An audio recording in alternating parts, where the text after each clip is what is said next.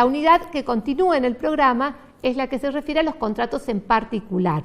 Como yo les decía antes, a estos contratos en particular le vamos a aplicar todas las disposiciones que vimos en lo que es contratos en general, pero cada uno de ellos tiene su definición y sus características particulares. Son los contratos nominados que veíamos en la clasificación de contratos.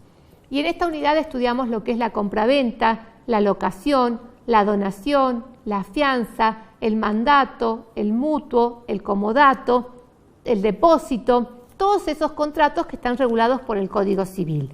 Esta es una unidad muy conceptual, tenemos que saber el concepto de cada uno de los contratos y poder distinguirlos de los otros. Por ejemplo, mutuo y comodato a veces se prestan a confusión, entonces tenemos que saber qué es el mutuo, sobre qué tipo de cosas recae y qué es el comodato, qué cosas pueden ser objeto de un contrato de comodato. Me voy a detener en lo que es compraventa y locación, que tienen, como ustedes van a ver en el programa, un desarrollo un poco más amplio que el resto, pero el resto es puramente conceptual, que ustedes lo encuentran cada concepto en el Código Civil y Comercial. ¿Por qué digo que me voy a detener en compraventa y locación? Dentro de lo que es la compraventa, consiste la compraventa en un contrato en virtud del cual una de las partes entrega una cosa y recibe un precio en dinero. O sea, una entrega la cosa y recibe el precio, la otra recibe la cosa y entrega el precio.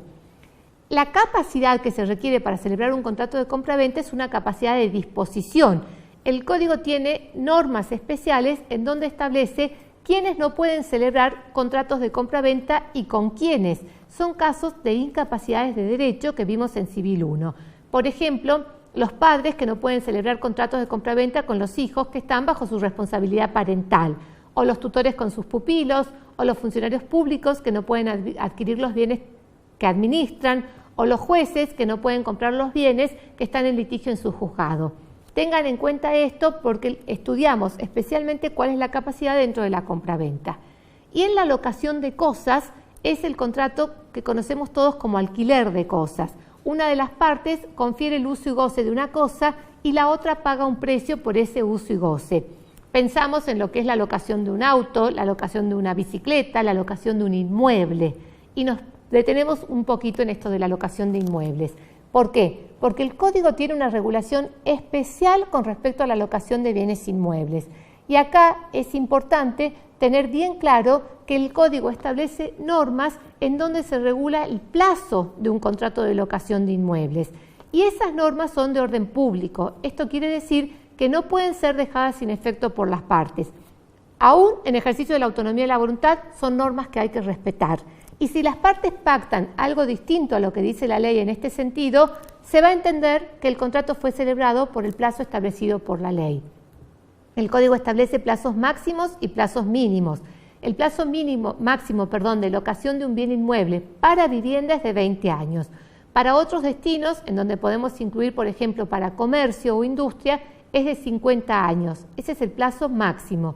Y el plazo mínimo que establece actualmente el Código Civil y Comercial para todo tipo de locación de inmuebles es de 2 años.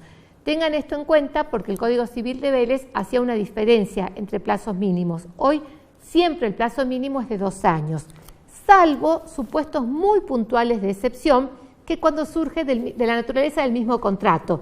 Por ejemplo, si se alquila un stand o un puesto en una feria, no va a tener el plazo mínimo de 2 años, va a ser durante el tiempo que dure esa feria.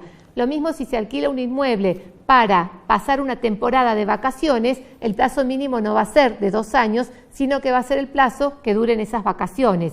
O por ejemplo, si un consulado o una embajada necesita alquilar un inmueble por un tiempo, puede ser por menos de 2 años, porque por su propia naturaleza se entiende que ese contrato es de carácter temporario y excepcionalmente se puede hacer por menos tiempo que los 2 años. Entonces recuerden, en esta unidad de contratos en particular es fundamental detenerse en el concepto de todos los contratos, pero ver bien lo que es la capacidad y las obligaciones de las partes en compraventa, y lo mismo en locación, en donde sumamos como de esencial importancia conocer el tiempo de la locación en materia de bienes inmuebles. Bueno, con esto terminamos la unidad correspondiente a contratos en particular. Muchas gracias.